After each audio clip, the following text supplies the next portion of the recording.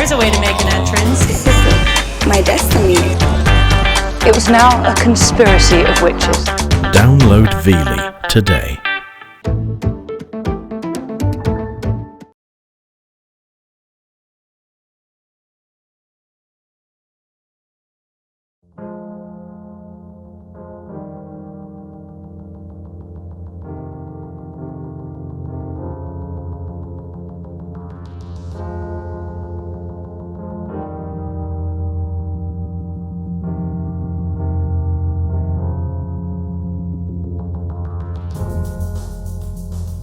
December 21st, 2012. That was the last time in which people around the world collectively thought the world might actually come to an end. This theory was based on a supposed Mayan prophecy that proclaimed an Armageddon was coming at the end of the 13th Baqtun of the Mayan calendar. This created a modern obsession for the Mayan culture like no other. An obsession that turned global when we learned about the astonishingly accurate measurements of time the ancient Mayans had made. Lending credibility to this conspiracy theory, a string of natural disasters with intensities not seen in recent times struck our modern civilization and caught us very much unprepared. However, once the supposed date of this Armageddon had passed, many of the doomsday conspiracies quickly faded from memory. Though for some, many questions remained unanswered. Had the Mayans made a mistake? Had their science been flawed, or was it our very own science that failed us? En nuestra cultura maya, el ciclo que terminó, que dice el 21, no concuerda con nuestro ciclo. Among the many misconceptions of the Mayan calendar are this one. This artifact shown here is not a Mayan calendar at all. It's not even Mayan. In fact, it's Aztec. Compelled by these same questions, a holistic science author and filmmaker, Elisabeth Thieriot, set out to shed light on these mysteries and to decode the Baqtun.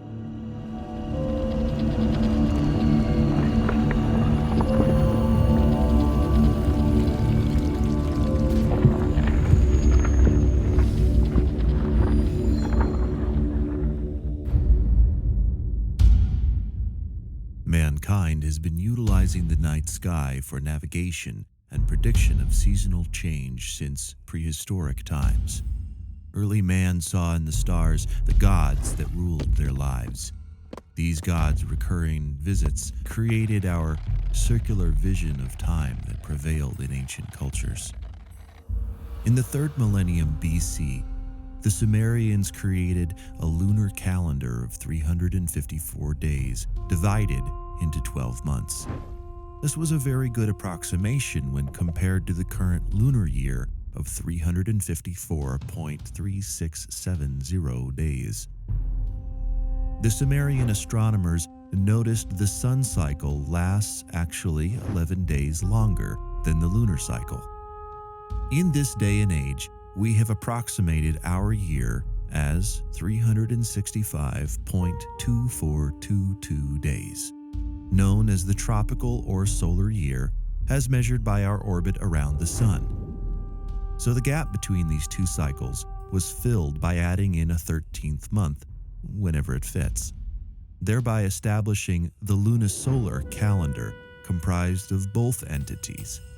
However, the solution was still inaccurate.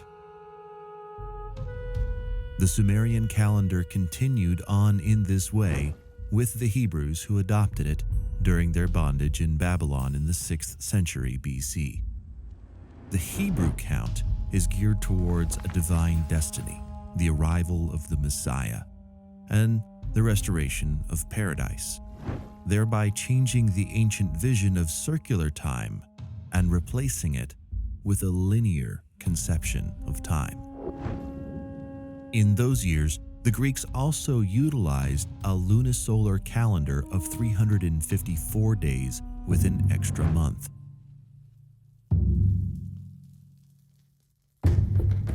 The Romans also occupied the Greek calendar of 354 days. When Julius Caesar assumes the throne, the distance between the lunar cycle and the solar is almost 3 months.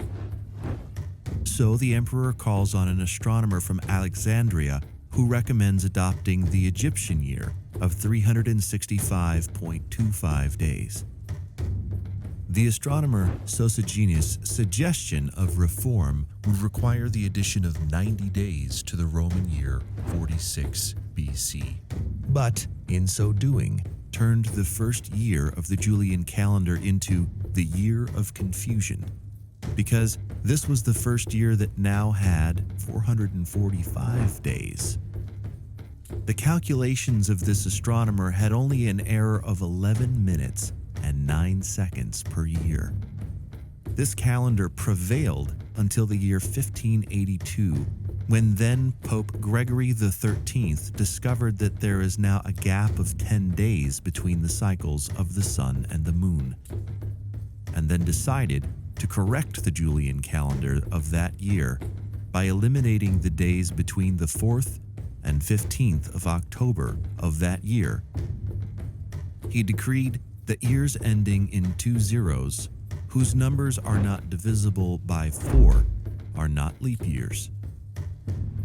This correction created the Gregorian year with an inaccuracy of 1 day every 3,300 years.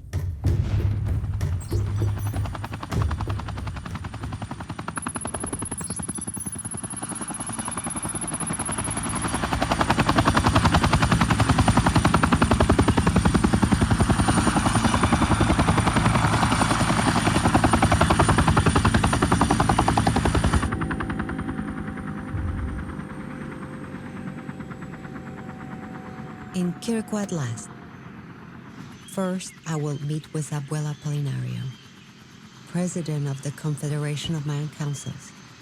He has the authority and the wisdom inherited for centuries to guide us in our search.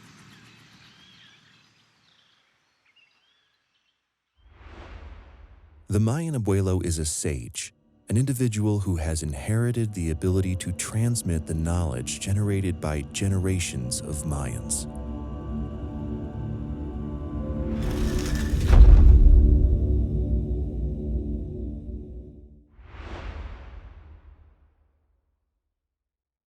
Estamos en este asentamiento maya llamado Quiriguá.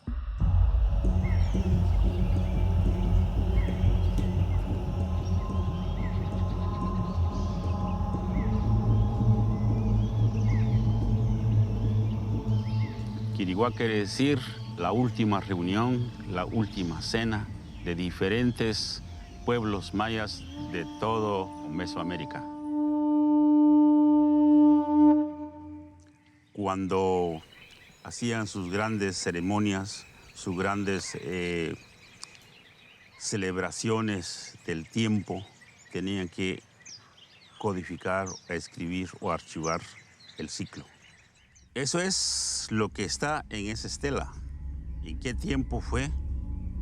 ¿Qué es lo que hicieron? ¿Y para qué lo dejaron? Los calendarios es donde se encuentra la codificación de nuestra vida, donde está toda nuestra genética, donde está la creación de todo el cosmos, el microcosmos que somos nosotros.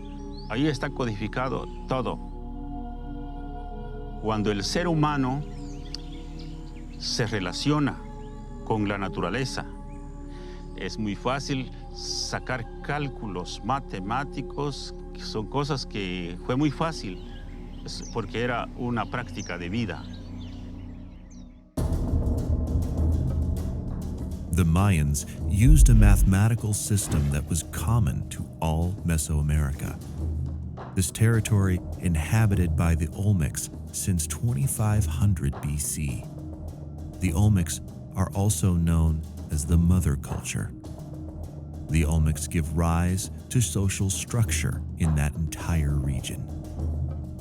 This stone writing is of a ball game. It also contains their calendar system and their math. These advances were inherited by the Mayans and other Mesoamerican cultures centuries later. The math is based on the number 20. Represented in these points are units, 1 through 4. The bar represents the number 5. Combined symbols represent the number 19 and actually make up 20. Because the Mayans had counted from the number 0. The first 20 numbers are also associated with gods. The first 13 of them are the most important ones. It's amazing, the almost organic understanding that the Mayans have of mathematics, a mastery, which also led them to conceive of the number and the concept of 0, the number that many brilliant civilizations never thought of. In the quest to learn more about Mayan mathematics and its relationship to spirituality, I speak with an expert on the subject, Abuelo Lolmai. El cero para nosotros los mayas tiene un valor y no como en otras culturas que significa cero, que es nada, es vacío y eso. Entonces, por ejemplo, en muchas de las estelas se aparece una flor. Es la flor calendárica que le llamamos y quiere decir cero. ¿Por qué una flor, verdad? A la placenta, en muchos idiomas mayas se le dice flor, cotzij. Es el principio de. The Mayan 0 is also commonly depicted with a seashell that symbolizes creation and the spiral of time, the beginning and the infinite.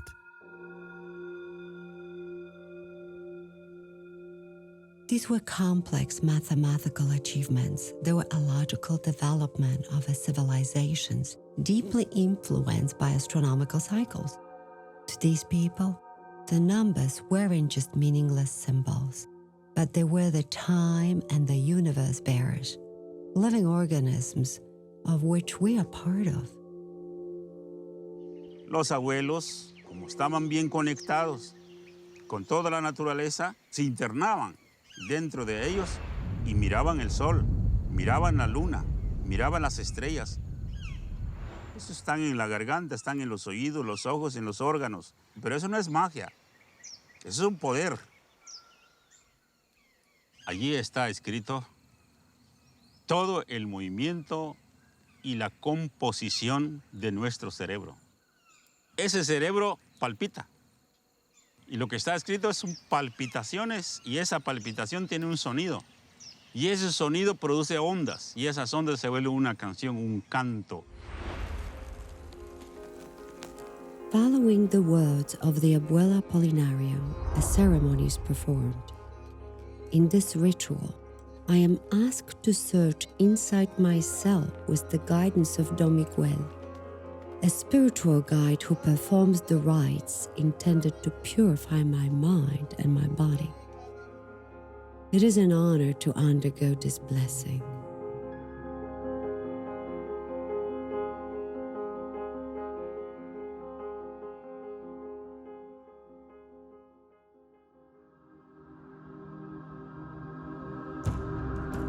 The Western scientific view governs our lives, linking our consciousness only to the physical evidence, as does the Gregorian calendar with time. Therefore, we have lost our inner world because we learn only a material perspective of things. To learn more about the connection between our inner world science and the Mayan calendars, we call upon Carlos Barrios. Carlos's work builds upon Apolinario and Lolmai in this search. Por primera vez, la ciencia oficial está reconociendo lo que nosotros venimos diciendo. Si tú ves lo que te hablan los físicos cuánticos, estás oyendo parte de lo que es el conocimiento de los abuelos. Los abuelos mayas de siempre han dicho que la luz ha viajado en una espiral y ahora se dan cuenta con los aparatos actuales que la luz viaja en una forma espiral. Porque al final de cuentas, la espiral es la forma de la creación, de la manifestación de la realidad. Entonces nuestro ADN está conformado por una espiral, que es el espacio-tiempo, el Nacht, que es una macroespiral, la relación de toda la creación. The spiral the abuelos are talking about is the essential component of creation, which today is under study thanks to Fibonacci of the 13th century, where the foundation for this mathematical work began. By discovering the infinite sequence of natural numbers that start within 0 and 1, followed by the sum of two previous numbers. Although these numbers grow infinitely, the ratio between two consecutive draws ever closer to the golden number of phi. We can combine the Fibonacci sequence and phi by drawing two squares of 1 unit per side connected by one side, then a square of 2 units per side above the previous two, then another of 3 units, and so on. By joining their verticals through quarters of circumference, we then get a spiral. The radius increases by a factor of phi every quarter turn. This spiral appears throughout all nature to be a coincidence. DNA molecules are spirals, seashells are spirals, the structure of galaxies are spirals, and they are among so many other examples that are right before our eyes. Nosotros tenemos pues todo ese conocimiento de las vueltas de la espiral del tiempo y sabemos que a determinado momento una situación se repite, solo que con otros escenarios y otras energías. Entonces es muy fácil, si tú llevas un registro del pasado, poder determinar que va a suceder una situación muy similar, pero por supuesto similar. Mayan inscriptions also have spirals. The mathematics used to create the Mayan calendar also appear to be based on equations similar to the Fibonacci method. 1 plus 1 plus 2 plus 3 plus 5 plus 8 equals 20, and 20 times the next number in the series, 13, which is equal to 260 days in the Mayans' sacred calendar.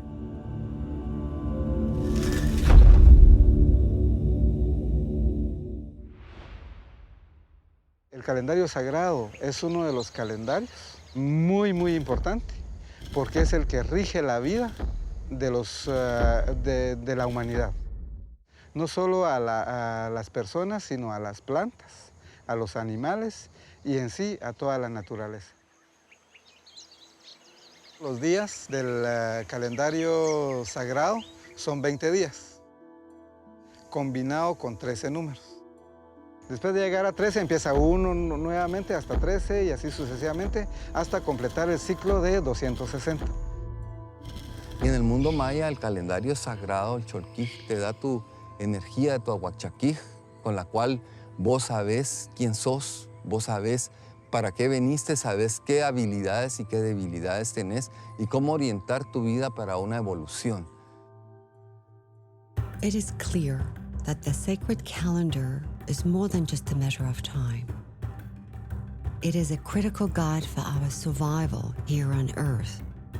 This correlation between ancient knowledge and modern science is confirmed by the scientists at the Russian Institute of Space Research, who have confirmed that every 13 days, a solar wind from our sun produces geomagnetic storms that actually affect us directly. The flux of electrons and ions created by the solar storm has been proven to disturb our biological processes, causing heart conditions within the most susceptible of our population. The Mayans were extremely aware of their oneness with nature.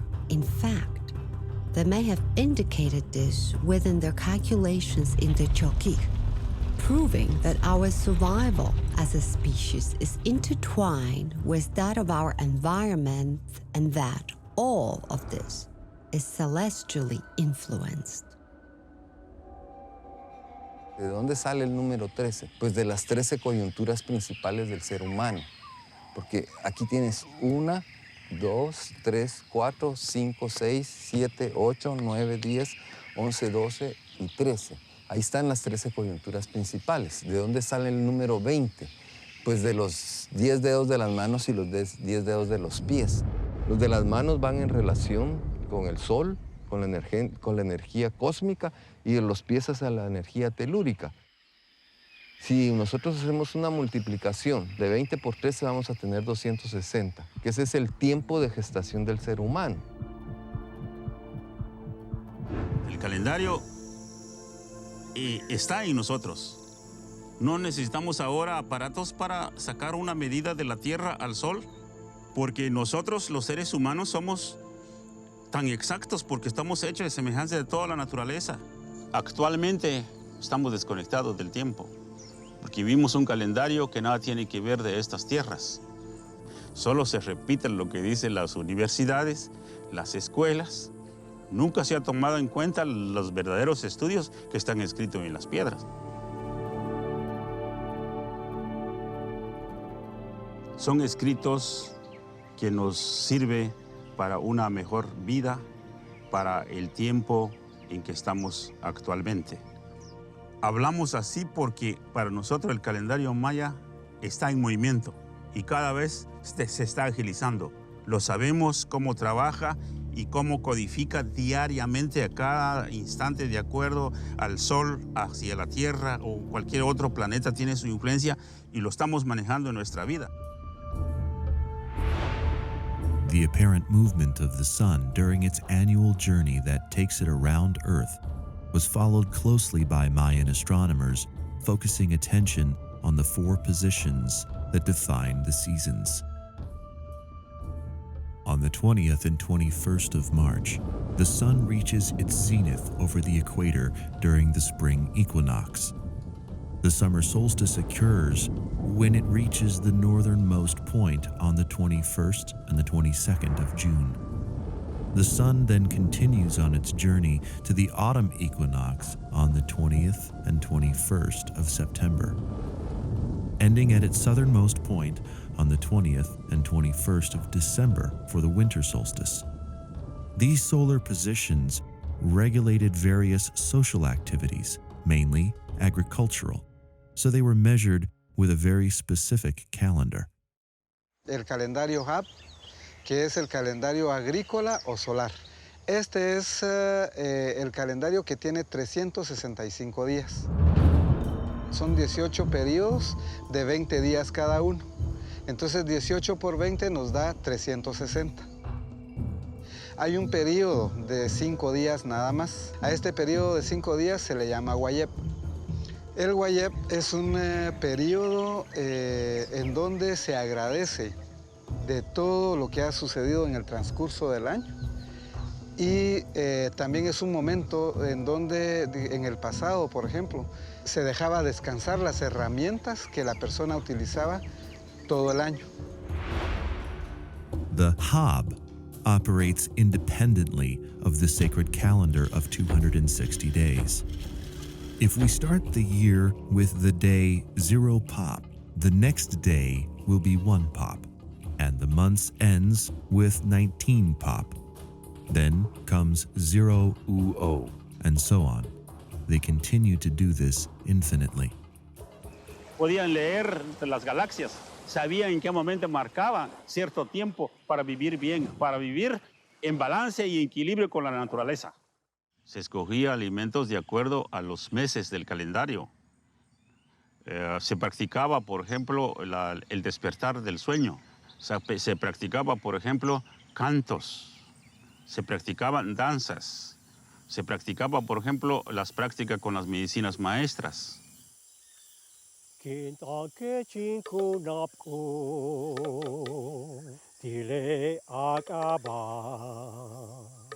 And that is exactly what I did on this trip to the Yucatan Peninsula. I joined the abuelos during a ceremony in which they were making an offering to the universe. During the ceremony, the abuelos gathered candles and recited chants for the purpose of connecting the energy symbolizing the four corners of the universe. East, where the sun rises, is linked to the color red, representing fire and birth.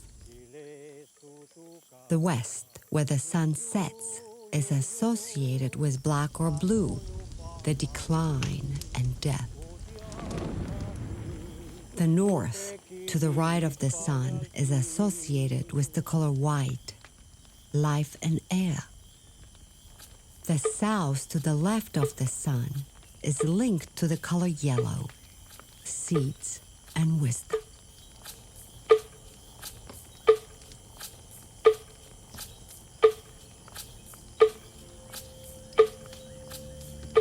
The connection between human beings and nature is fundamental to the life of the Maya.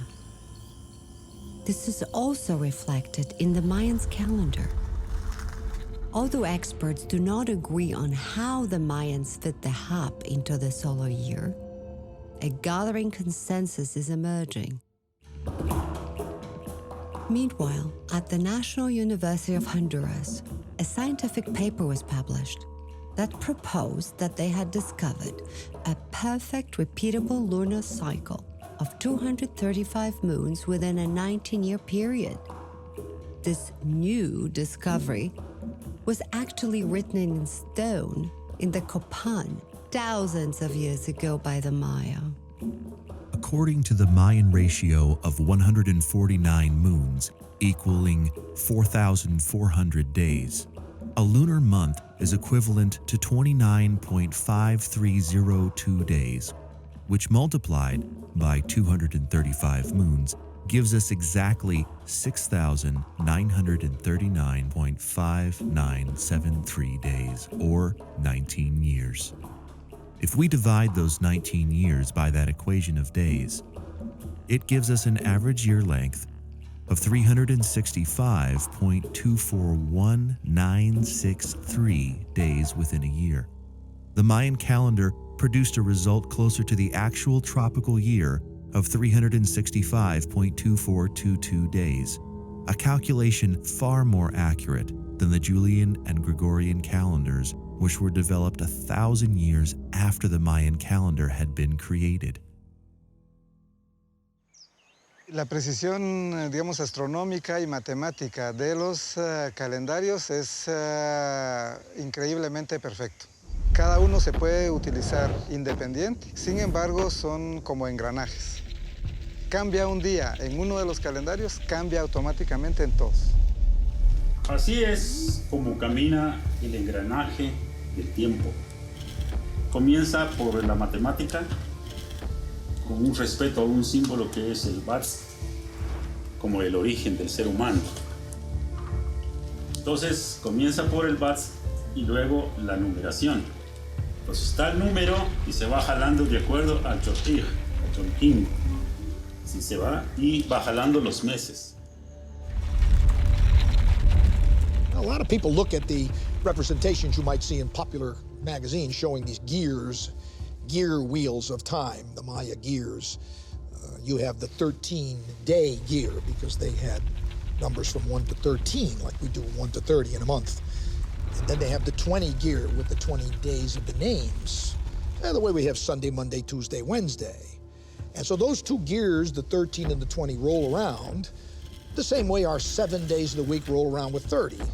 And they make the 260-day count, which is a very important fundamental Maya number, because 260, which is 13 times 20, is also incorporates the number of fingers and toes on a body. It incorporates the number of layers of heaven, which is 13 for the Maya. And it even incorporates the gestation period of the human female, which is very close to 260. Oh, and by the way, it incorporates eclipse cycles and Venus periods, but that's detail. The Hab and the Cholqui can be joined as a gear, forming the calendric wheel. Any given day in the calendric wheel, like 5 Kimi for Pop, consists of the number 5 and the day Kimi of the Cholqui, and the 4th day of the Pop, the month of the Hab.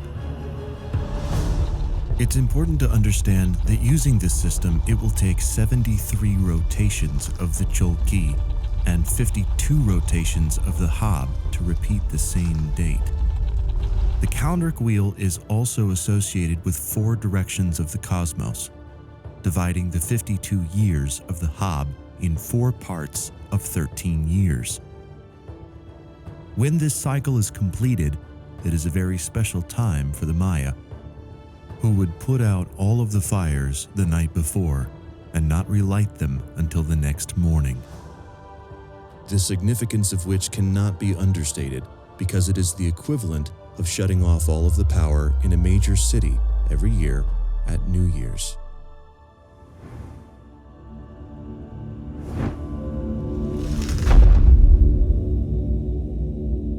Cuando se habla del 13 Baqtun, o en la mayor parte de idiomas mayas es Oxlajuj Baqtun, se habla de un periodo solamente. Entonces este periodo está enmarcado dentro de un calendario que lleva el registro del tiempo desde una fecha 0 hasta nuestros días. Este calendario se llama Choltun, o el ordenador de los años. Empieza con días de 0 a 19. Luego vienen los winales, que son ventenas. Luego está el tun, que es de 360 días. Y luego empiezan los múltiplos de 20. 360 por 20 son 7,200 días. Esos son los atunes. Luego 7,200 días por 20 nos da 144,000 días, que es un Baqtun. Eso es lo que se registra acá. Aquí tenemos el número 13. El número 13 es el 13 Baqtun. Luego aparece 0 Atun, 0 Tun, 0 Winal y 0 Kin. Entonces esta estela hace memoria al día de la creación. El día de la creación, de acuerdo a los cálculos realizados por los investigadores, es el 11 de agosto del 3114 a.C. Entonces la fecha 0 es una fecha en donde nuestros abuelos dijeron, bueno, esa fecha es muy importante para nosotros y pongámoslo ahí. No quiere decir que sea el primer día. Clarifying the correlation between the Mayan long count, or Choltun, and where we are today in Gregorian years has not been an easy task.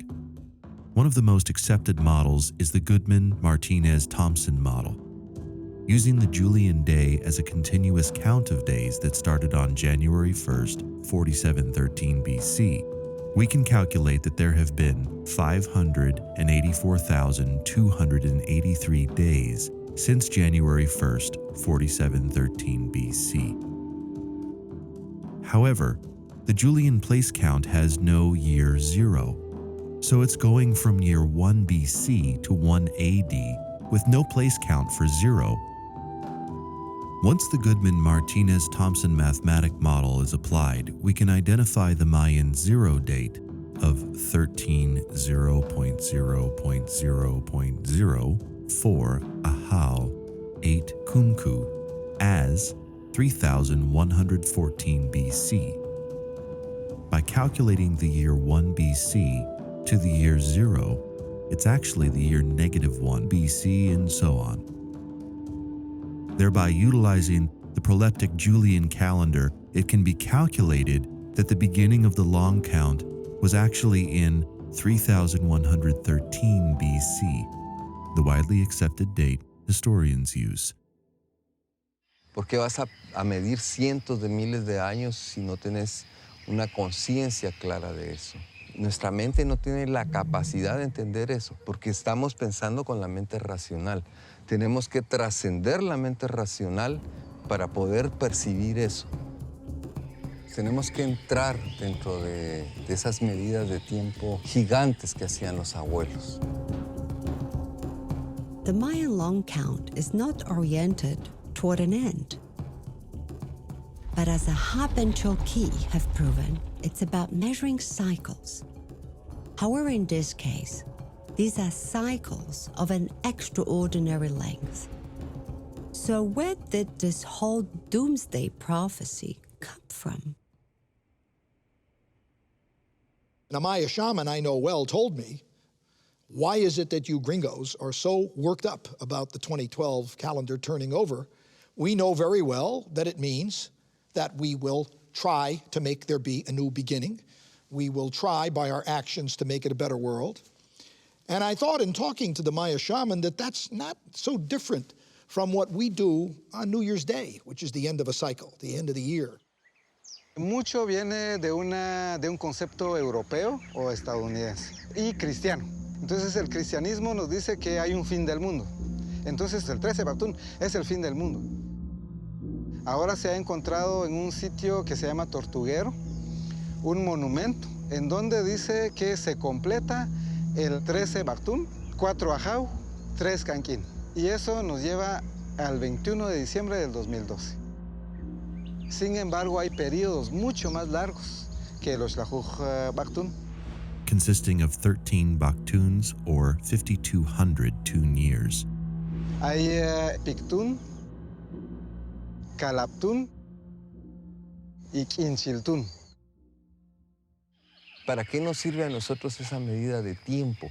¿Qué nos está informando todo este conocimiento de los abuelos? Nos está informando la esencia que surgió durante ese ciclo, que es una energía pues, que es en la que nosotros hemos evolucionado, esta humanidad, esta civilización. Pero primero, hace pues, casi 20 y pico de mil años, 26,000 años, hubo una energía que estaba relacionada con el elemento fuego y que estaba relacionada con la energía femenina. Luego vino el siguiente ciclo de 5,200 años, que estuvimos inmersos dentro de la energía masculina y del elemento tierra. El tercer ciclo fue nuevamente femenino con energía de aire. Y el actual ciclo, estamos hablando otra vez de energía masculina en relación al agua.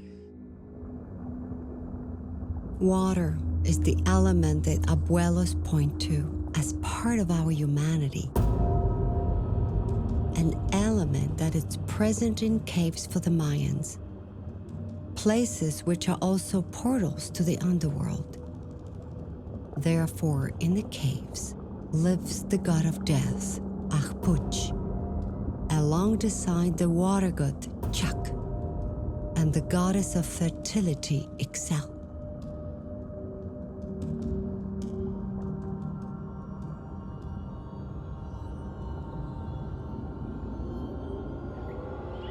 To check the connection between the caves and Mayan spirituality, I went to Calchetoc Caves in Yucatan, Mexico, a sacred place to the ancient and modern Mayans. Nosotros sabemos que todas las cosas tienen un chajal, y entonces por eso nos tratan de retrasados, de anticuados, de primitivos. Pero sabemos que todo tiene un espíritu, quiere decir chajal, una esencia, un guardián de las cosas. The truth also applies to the caves. So before I enter, I have to ask permission to the guardians of the place.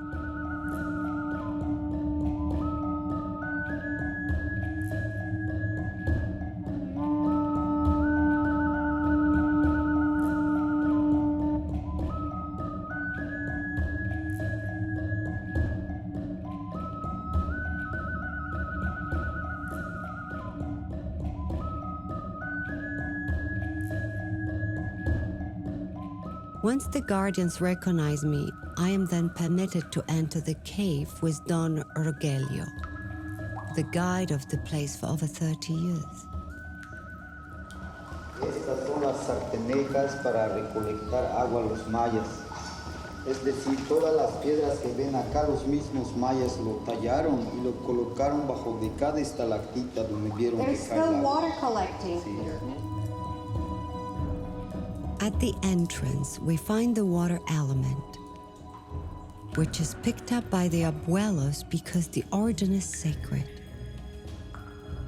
And before entering the cave, I met the goddess Ixel. It's easy to see the importance of the goddess Excel in this cave, because during the caste war, the Mayans hiding in this cave looked to the goddess as a glimmer of hope for the continuation of their race. Cuando hubo la guerra de castas, toda la gruta, toda adentro, vivió mucha gente. Se calcula más de 1000 personas refugiados adentro. Eso acá dentro de la gruta, vean. En el piso encuentras en todas partes pedazos de cerámicas. Vean, todo esto. Cerámicas que los mismos mayas utilizaron acá en que estuvieron refugiados. Solo que los mismos enemigos de los mayas que lograron entrar, así molestos, todo lo que vieron en el camino lo destruyeron, lo rompieron todo. This déjà vu of scenarios, I understood clearly on my birthday, April 12, 2012. Here I am in the Yucatan, exactly 445 years after. The 16th century Catholic bishop, Diego de Landa, burned the Maya codices and all relevant records of the Maya. De Landa had been responsible for cruel inquisition techniques, not limited to torture and genocide, but nothing short of cultural annihilation. Quemaron todos los escritos de todos los registros en México y una parte allí nomás al otro lado del río. Quemaron todo eso, se ordenó la religión.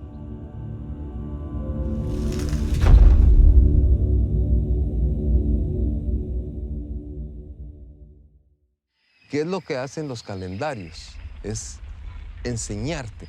Aquí en esta estela nosotros tenemos lo que los abuelos vieron hace miles de años, cómo eran las conformaciones de los grandes ciclos. Entonces, del 2012 al 2026 pueden haber complicaciones y del 2026 para adelante muchas más fuertes si nosotros no hemos logrado estabilizarnos. Del siguiente ciclo de 13 es un ciclo ya relacionado con el elemento aire, que es con la mente, pero ya va a ser el aire combinado con el éter. Entonces, dentro de 26 años, pues si la humanidad sobrevivió como tal, como está conformada ahorita, pues va a haber una conexión muy extraordinaria entre todos los seres humanos. Que viene ya no por masculino o femenino, sino que hay un balance de las dos energías y hay un nuevo elemento que va a ser el catalizador de los otros cuatro, que es el éter. Entonces, ¿qué hay en el universo? Pues grandes cantidades de éter. Ether gases abundant in the universe have been studied since the first Greek astronomers as a universal bonding agent, an abundant source of energy that forms a network of molecular connections throughout the universe. This network was confirmed by quantum physicists when they went looking for the coldest places in the universe and detected an energy which was at a temperature of absolute zero. At that temperature, matter should not vibrate and produce heat. There's usually no recordable release of energy as molecules are tightly compressed at this temperature. This is a phenomenon they call zero-point field, which means the particles cannot be isolated from each other. But what they found was the molecules were not releasing, but exchanging energy with each other in sub-zero space. These same ethereal molecules are within Earth and within us. As our planet passes through certain sectors of the galaxy with higher concentrations of this ethereal energy, in conjunction with a magnification effect caused by our proximity to other celestial bodies, the influence of these fields can be measured. In an essay, The Auric Timescale and Mayan Factor, Sergei Smelyakov and Yuri Karpenko conjoined this theory with the 26,000-year cycle known as the precession. This precession is measured as the time it takes for the axis of rotation of the Earth to make a complete passage oppositionally through the 12 signs of the zodiac, the Mayan equivalent of being the Oxalakatun. Smelyakov and Karpenko divided it according to Phi in the Auric epochs of 5,200 tune years, which is 1/5 of that cycle. In so doing, they discovered that these epochs were set by the Mayans according to the time they take to transition through these areas of energy, resulting in 12 periods of increasingly shorter duration, of which, historically, it was discovered the recorded events aligned with the development of stellar events, new knowledge, the arrival of spiritual teachers, wars, and also quick political changes and weather disasters, as if delivered on schedule.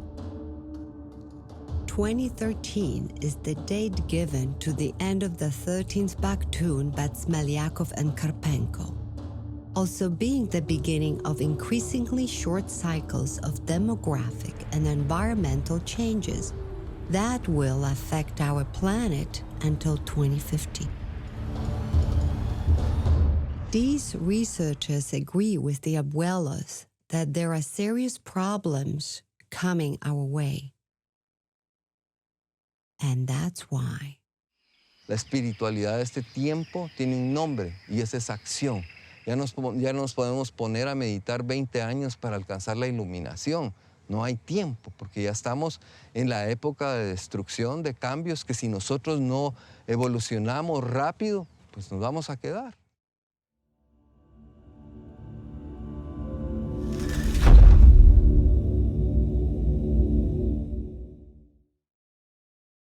It's been said that many of the things that we attribute to the Maya must have come from aliens, and the reason for that usually is that the Maya couldn't have done all this by themselves.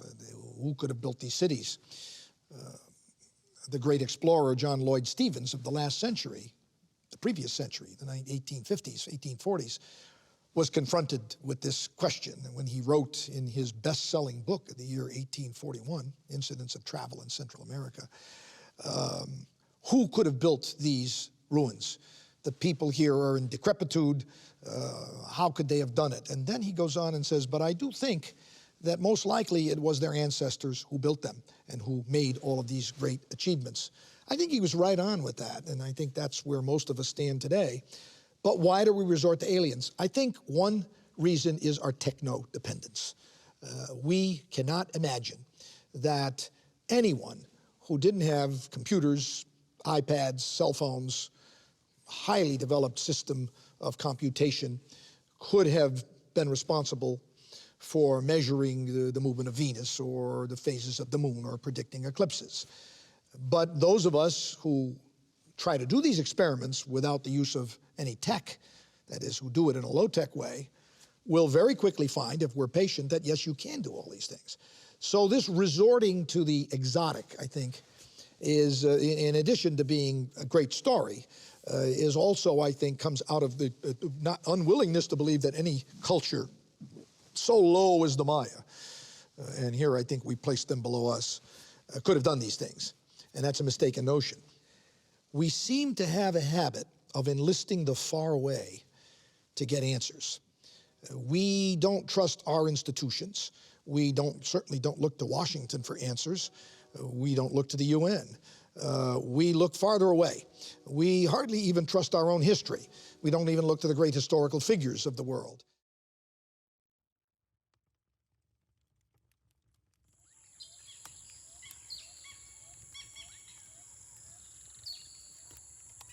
Si la sociedad no toma en cuenta lo que todavía tenemos por escrito en este lugar donde están los tiempos, donde están todo lo que es el cosmos, si no entendemos por ahí, no hay ningún rescate. Lo que nosotros estamos es llamando la atención de todas las personas, que se armonicen, porque si la gente continúa en el camino material, en el camino de destrucción, que es lo que ha provocado esta sociedad moderna, pues definitivamente las personas que no se quieran adaptar a este nuevo ciclo no van a tener nada que hacer en este mundo.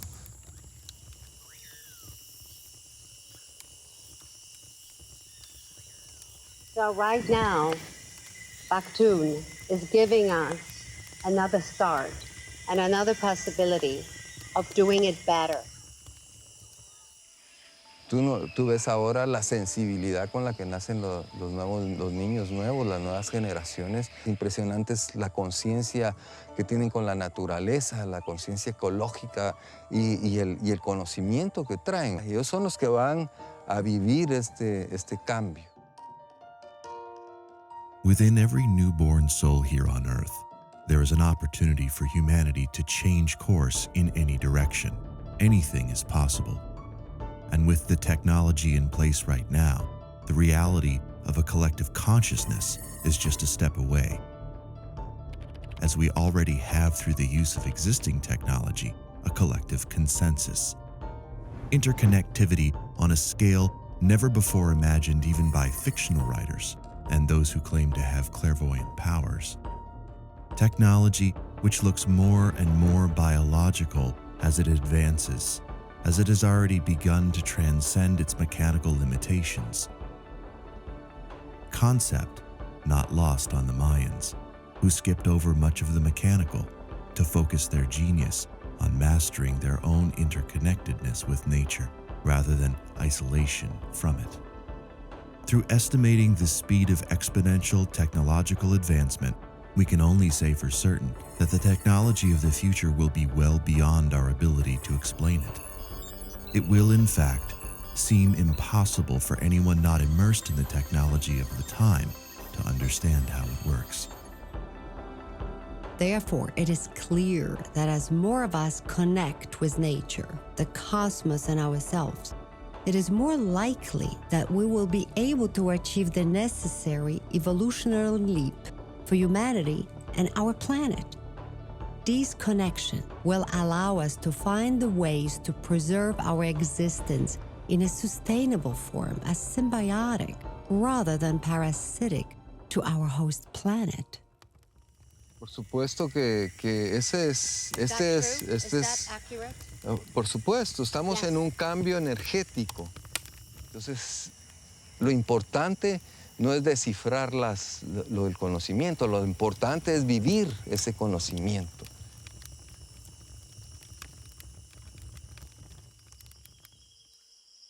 As it was in the Golden Age, Quiriquá was a meeting place for the priests, who would reveal that the calendars were much more than a simple measure of time, but rather the ways in which they mark our life cycles and that of the cosmos. This ceremony brings about the connection of the two and will be held in just a few days from now. It is called the Great Fire Ceremony of Tikal, to which the abuelos have invited me to join. In the meantime, I will return to the Yucatan Peninsula, where other abuelos have asked me to participate in the ceremonies that will endow me with a greater understanding of the Mayan worldview.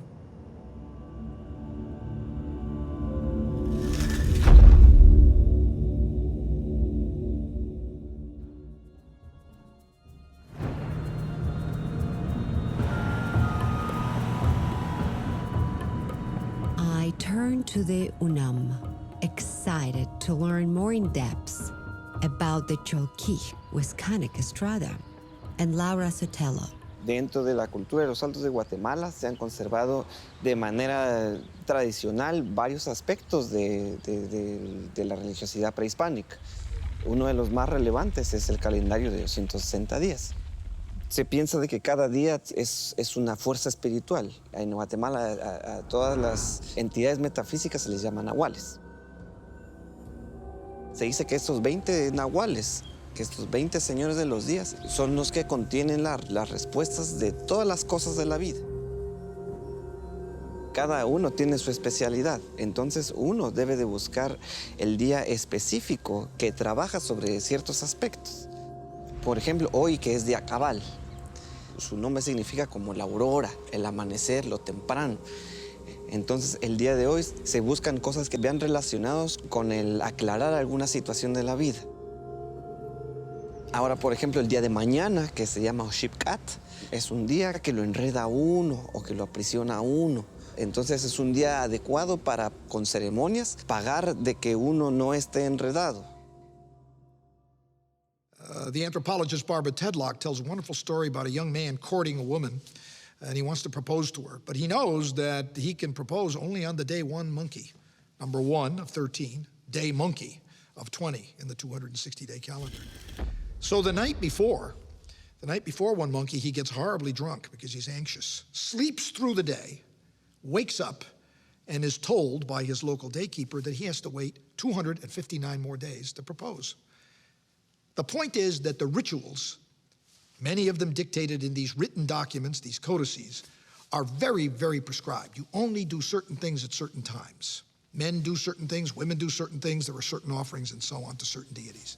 En realidad no hay como que un día puramente bueno y un día puramente malo. Depende del contexto en el cual se esté manifestando dentro de esta cosmovisión que rodea el uso del calendario. Por eso el ajkij o el especialista ritual es la persona indicada que puede entender el sentido que están teniendo los nahuales. Todas las preguntas de una comunidad podían ser respondidas a través de una consulta, a través de un libro. El sacerdote consultaba el libro y daba respuestas. These books are the famous codices, made of bark crushed and folded, called Dresden, Paris, and Madrid for the cities in which they are kept. A fourth codice known as Gröller was published in 1973 by Michael Coe, but not yet accepted as authentic by the entire scientific community. Bueno, tenemos que señalar que los códices no son ni contemporáneos ni proceden del mismo lugar.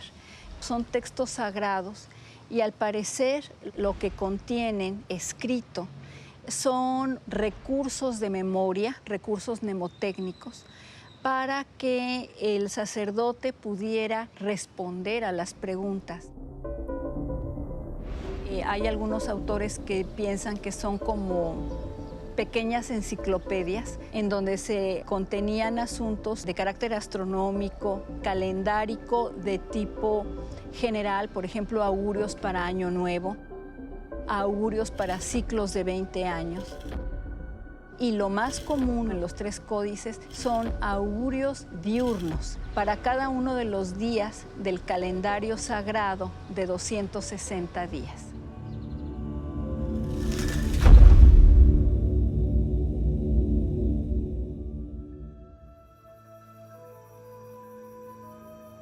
As the night falls on Merida, I am eager to know more about these preset dispositions.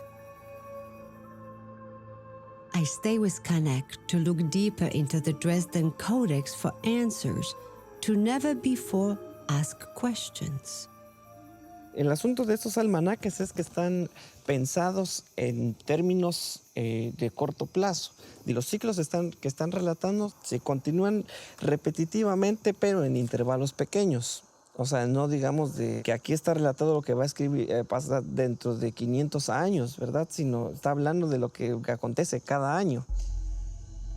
Entonces, de cierta manera, estos son herramientas prácticas con las cuales ellos pueden acercarse a la influencia de los dioses en las faenas cotidianas que tienen, por ejemplo, la cacería, la agricultura. Pero no hay algo que pudiéramos decir está escrito para nuestra época, ¿verdad? Is there direct connection between these events described in the codices and the calendar, the way it's counting and the way it's written within itself? Ah, sí. Una de las preocupaciones de los mayas es registrar dentro del calendario de 260 días, dentro del Tzolk'in, los diferentes eventos astronómicos y entender su ciclicidad, tomando como base el calendario de 260 días. Uno de los ejemplos más recurrentes son las tablas de Venus, en los cuales hay una preocupación de los mayas por registrar los días dentro del Tzolk'in en que aparecía Venus como estrella de la mañana, para poder anticiparse a ciertas influencias tanto benignas como negativas que podía dar Venus. The Dresden Codex has many other measures. Among the more recurring are the series for predicting 69 possible eclipses in a period of about 33 years. Also, some experts believe these calculations also include the 399 days it takes for Jupiter to make its journey around the Sun, and the 378-day voyage of Saturn, among others.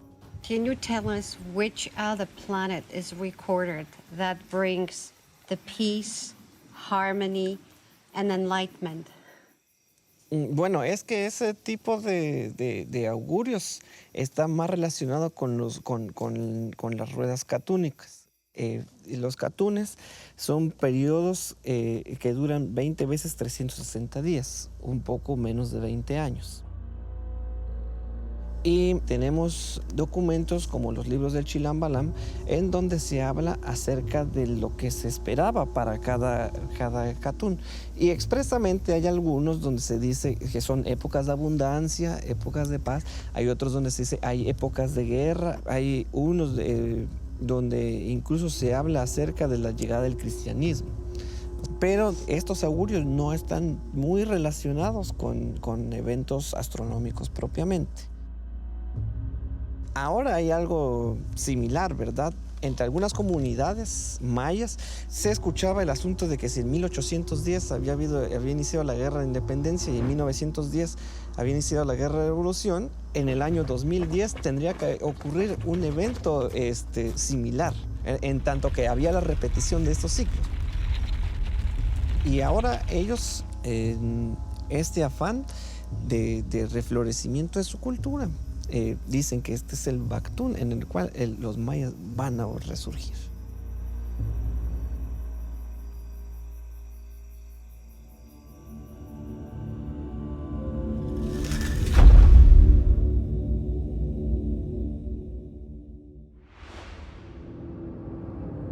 I have traveled to the small village of Acanquej, the home of Don Edgar, an old friend of the Guatemalan abuelos who has dedicated his life to conveying the Mayan worldview.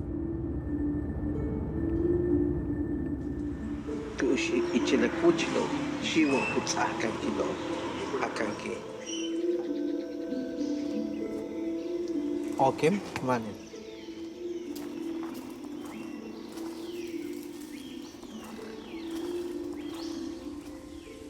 A wonderful wind appears, and I really felt the emotion from the wind itself. And in that very moment of our meeting, I could feel something beyond the physical plane. Estás bien recibido por los abuelos acá porque sentimos cómo viene el aire. Te están recibiendo.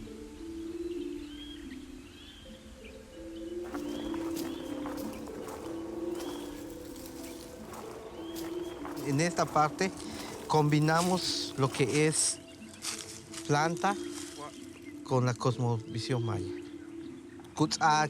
Cabete lete kano kaan tulaka. Tome basco ocho te lumo. Kukas kontik shane le shiwo wanu kats ake shiwo kukas kachane le shiwo.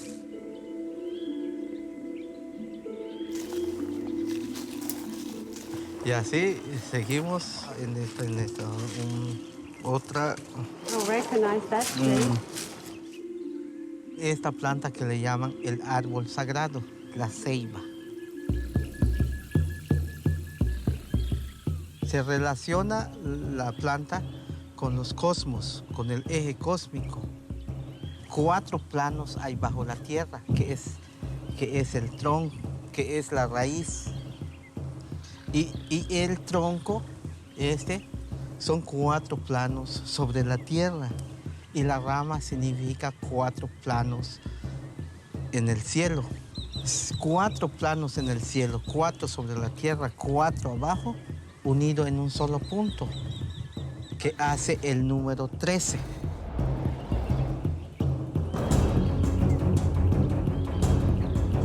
There is a belief that the cebia tree can also be found in ancient Mayan cities, where the sacred tree was then enclosed within the central pyramid, as it was a symbol for the cosmic axis to unite the three levels of the Mayan cosmos with the pyramid's four corners. It is time to visit one of the most famous Mayan cities worldwide, Chichen Itza.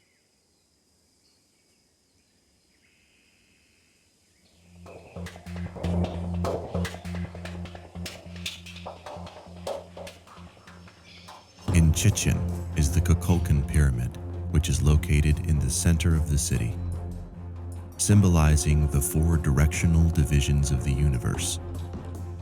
There are four massive staircases with exactly 360 stair steps, one for each day in the Hab year. In addition, the axis through its northwest and southwest corners are orientated to sunrise at the summer solstice and sunset in the winter solstice.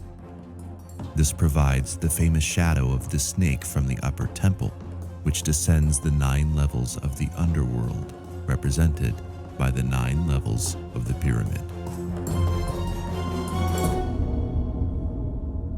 By using the pyramid as a sundial and a solar calendar, the shadows cast by the pyramid itself were used to gauge not only the time of the day and season, but guidance to understanding the relevant biological timekeeping by which we live.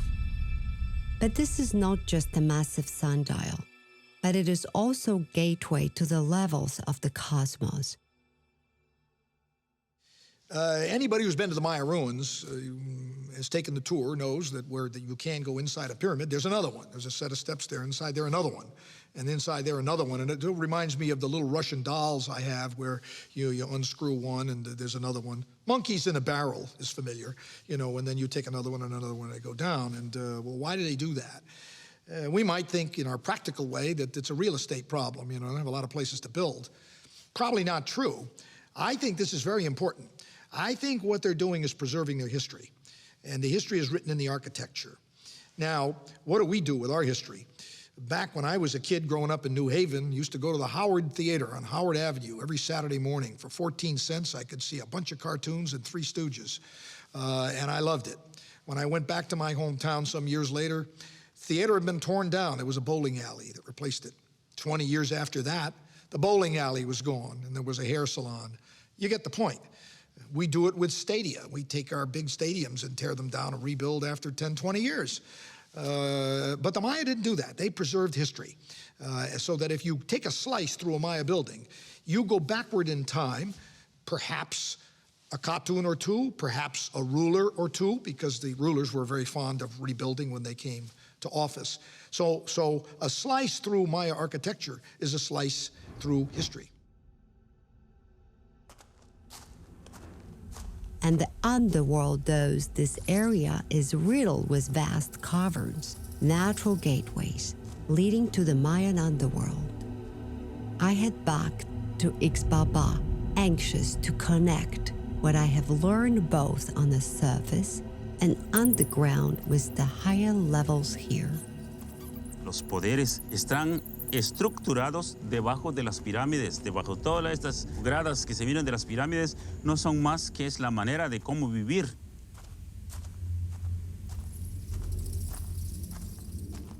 Finally, I arrived to the second level of the pyramid representing universe, the level of the origin of humanity, where I find the Jaguar, the guardian of the 4 corners of our universe. Es Balam Kitse. Balam quiere decir jaguar, el jaguar de la sonrisa dulce, el del sol, guardiante de la raza roja originaria de este continente. And on the inside of the wall of the pyramid, one can see a represented overworld. I find our creation, the sign of water from where the 2 snakes come out, that symbolizes our DNA. A combined snake from our parents' DNA that joined at the 2 sides of the lower water flower, guarded by the secret jaguars. The pyramid tells us the story of 5,200 years cycle that just ended, wherein we were born of the water and we are protected by jaguars. and when we expire, we evaporate.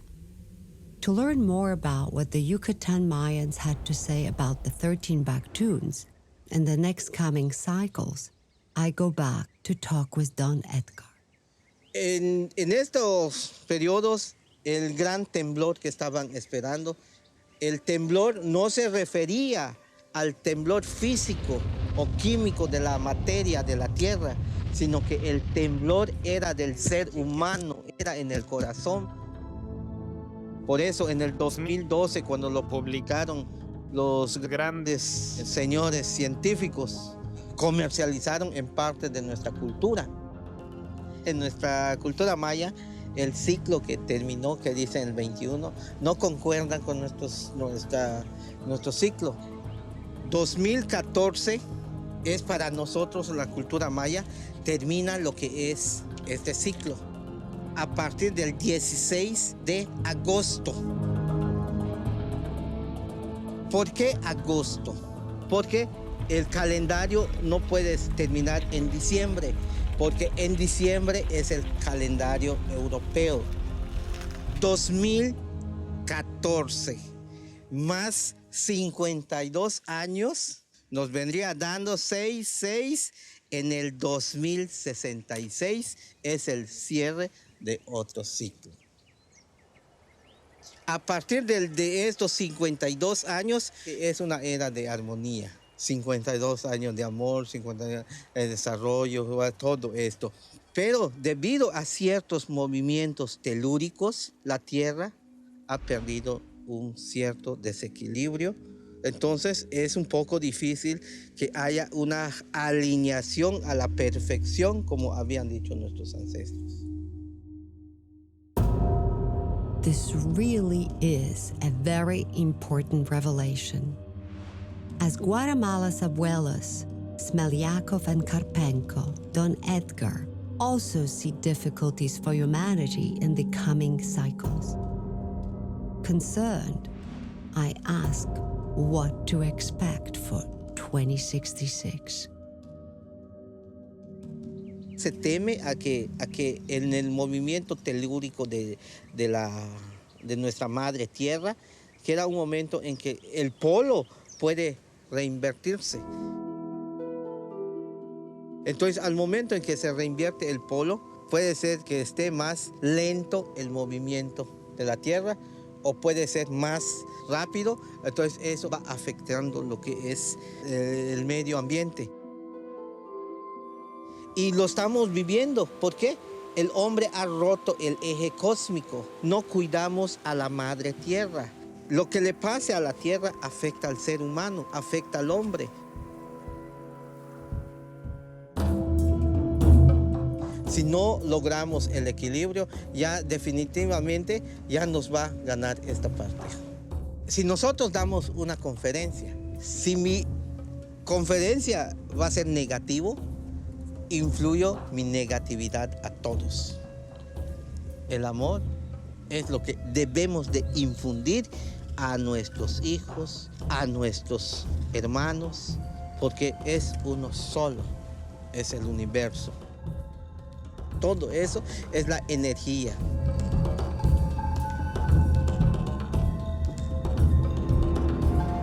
This trip through Yucatan confirms that the coming cycles can bring problems. Don Edgar gives us the new dates of 2014 and 2066, close to the 2013 and 2050 from Karpenko and Smelyakov.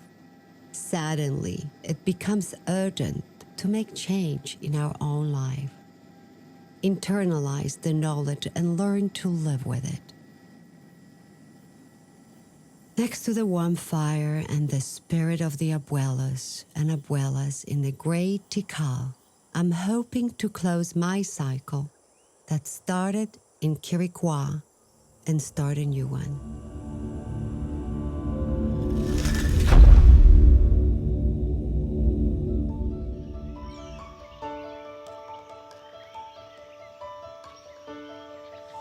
I guess it's a lifelong journey that happened to bring me here to Tikal.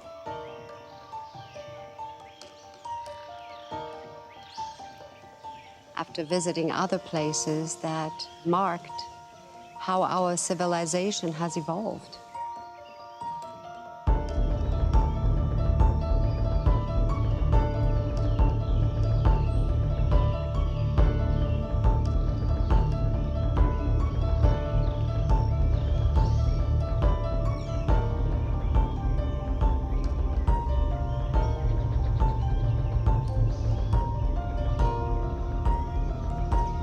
These pyramids and these locations tell us the story.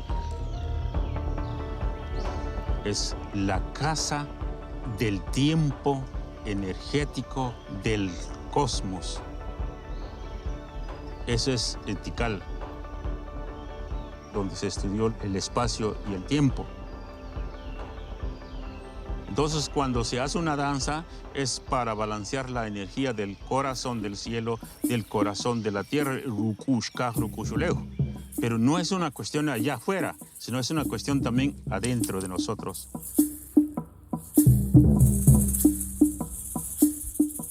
Entonces, es una ofrenda al cosmos para el balance de la misma vida, de todo, del cosmos.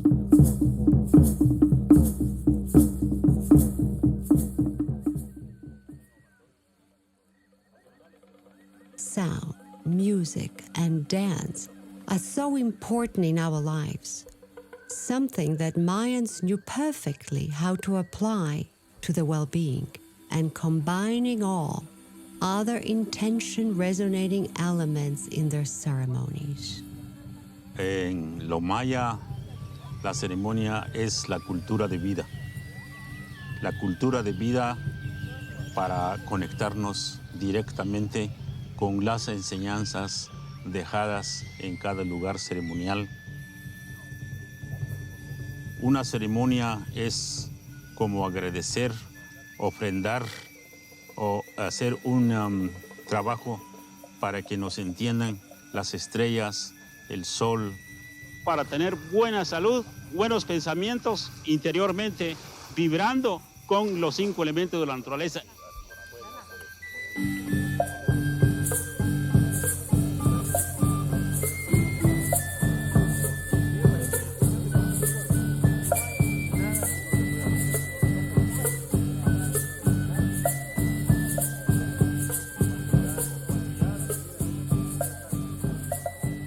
We've learned of 5 elements which create balance. We have gone through a total dominance of male after total dominance of females. So we are yet to see the balance between the two where it's created without power struggle. And I think that needs to happen. The sooner the better.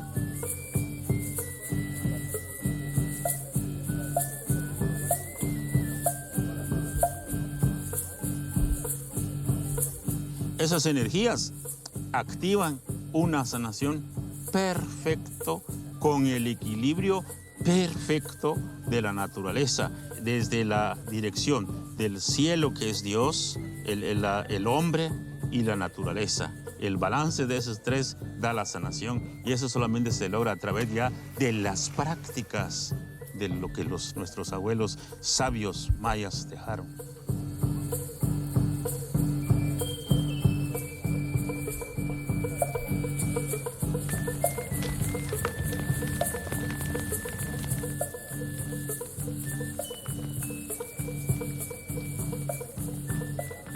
It is here, at the great fire ceremony, in front of the majestic temple of the Jaguar at Tikal, where the time and cosmos were first aligned and studied, I and my judge.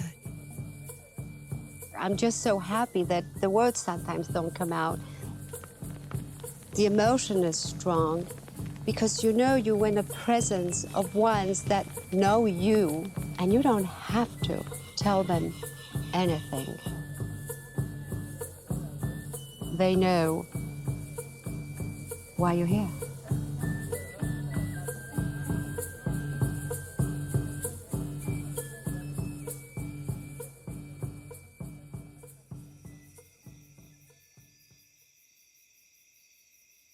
the very act and journey of decoding Baqtun, I think it tells us we have reached the era of our civilization that has it all. We have incredible structures, we have medicine, electronics, technology, internet, where the world is entirely connected. We are global. And yet, the message from them is our intent and our state of mind changes our environment.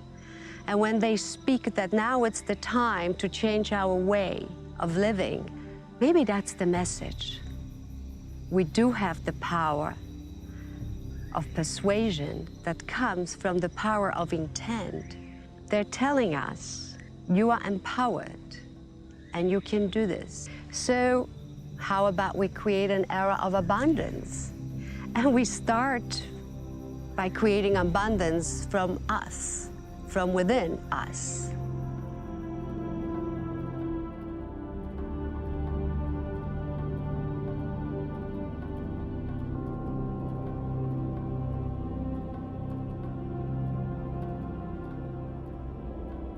I guess my journey has been long because not all was answered. But right now I'm more at peace that what I always believed somewhat subconsciously existed, it's presented right here and it's written by Mayans.